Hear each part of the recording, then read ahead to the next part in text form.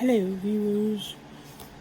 So I just finished a book, which I put away already, called Bleeding Kansas, and now I need to read another book to go with the 52 Book Club Challenge for 2024. And one of the prompts is to read or pick the book without reading the blurb. So I have a few books here, and I'm not going to read the blurb. I'm going to read the first page to you, and then you can help me decide which book I should read next. So the first book is Cutting Teeth, which sounds interesting. Okay, not reading the blurb, skipping the blurb, reading the first page. Starts out with the prologue. Okay. It's not true that nothing bad has ever happened at Little Academy. Not entirely. There was the boy last year whose hand slipped off the monkey bars. Next thing the mother knew, his collarbone was popping clean out of his skin. His father right there. He could have caught him.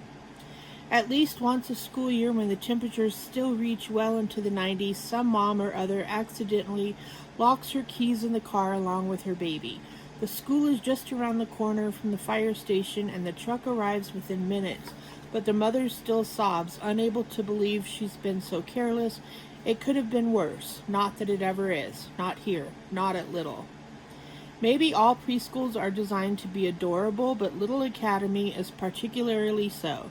Children's handprints outline a cement walkway where on a typical day the baby classes ride around in covered hippo wagons. The children help to maintain a garden. In it grows an impressive display of knockout rose bushes and jasmine and other sorts of flowers that attract real live butterflies. To step on campus is to feel your heart lift just the slightest bit in your chest, almost as if there's less gravity there. A shrine to these final few glimmering months when none of the kids are too old for enthusiastic hugs at pickup, when big fat tears are still cried while waiting for mommies. Inside, the walls echo with the shrieks of tiny voices muffled behind closed pony doors. Teachers clap, 1, 2, 3, and announce that it's time to change centers, to clean up, to keep hands to yourselves. It smells like graham crackers, the memory of chubby wax crayons, white knuckle pressed between small fingers. That's how it looks, actually. Melted wax creeping shadow-like from beneath the door out into the empty hall. The reflection of a fluorescent ceiling light wavers uncertainly on the puddle's slick red surface. Maybe. Okay. You have to let me know. Okay, so the next one I picked is the Banned Books Club. Let's read the first page of that one. Ooh, there's the blurb, but I'm not going to read the blurb. Brendan Novak. Okay. The first page. Wait, you're still not running that book club you started in high school, are you?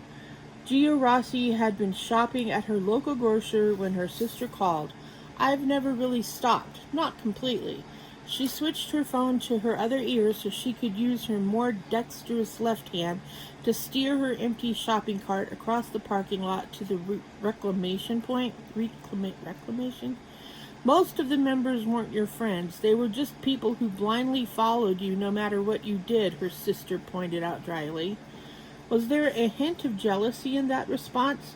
Margaret, who'd been known as Maggie when they were kids, but now called herself a more distinguished Margot, was only 13 months younger than Gia, so just 1 year behind her in school. Margot hadn't been nearly as popular, but it was because she'd never done anything exciting. She'd been part of the academic group, too busy excelling to be going out having fun. A few of them were close friends, Gia insisted. Ruth, Sammy, and a handful of others are still in the book club with me, and we rotate picking a read. Possible. Okay, this one I found at the Dollar Tree, so some of it was real. Okay, I'm not reading the blurb on the back. Okay, first page, chapter 1, Sylvie. The outfit is the easy part. It was chosen by a style consultant hired by my agent to create an image. I slip on a sleeveless black silk jumpsuit with crystals along the edge of a plunging neckline, fasten strappy heels and diamond hoop earrings, and slide a platinum ring whose sapphire stones form an infinity symbol on my index finger. On cue, my stomach cramps and I rush into the bathroom, grip the cold porcelain, and lose a late lunch. Moose whimpers, then rests his blocky head on my shoulder. He's a 145-pound Great Dane, but despite his size, he's a big baby. I'm good, promise. A kiss between Moose's eyes, swish of mouthwash, then I return to the mirror, sweep my dark brown hair into a glossy chignon. On goes a light coat of foundation, blush, eyeshadow, dark gray liner, false lashes, and red lipstick. One final look confirms everything is in place. I swivel my chair and rifle through last-minute reminders. When the phone rings, there's no need to check caller ID. My agent always calls before a show. Hey, Lucas. Lucas crows. We have a deal.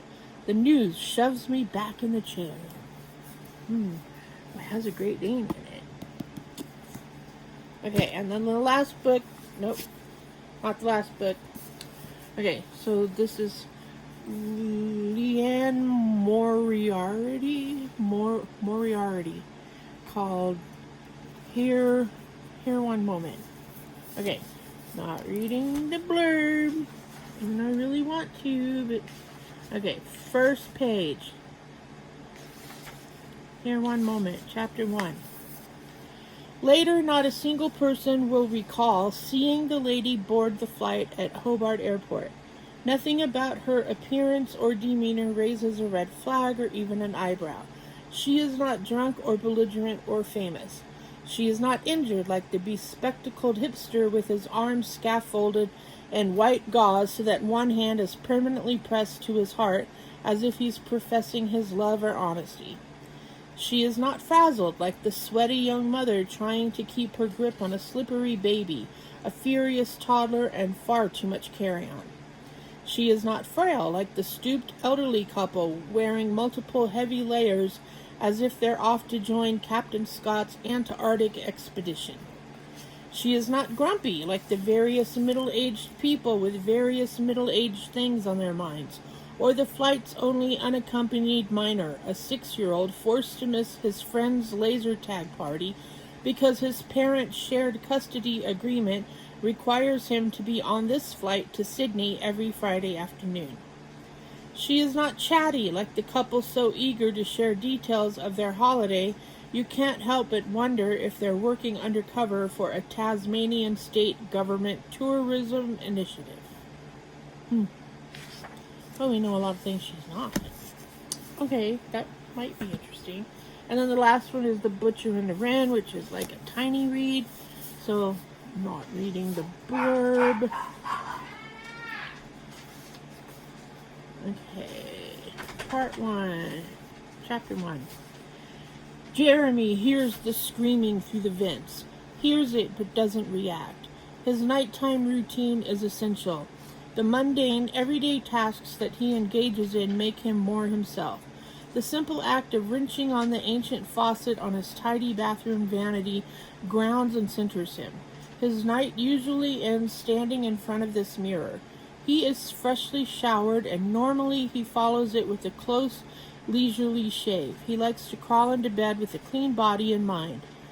He takes the time to ensure these preparations happen nightly, regardless of any outside disruptions. Tonight, a particularly loud screech pulls him from his routine. He stares into the mirror, feeling rage entangle itself into his senses. He can feel it rising like an invasive rot. He can't think with the almost rhythmic screaming now rising from the basement. For as long as he can remember, he has hated loud noises.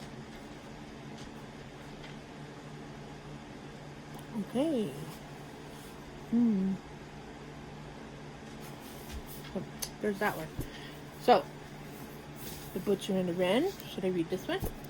Here One Moment. Some of it was real. The Banned Books Club. or cutting teeth. Which one? You choose.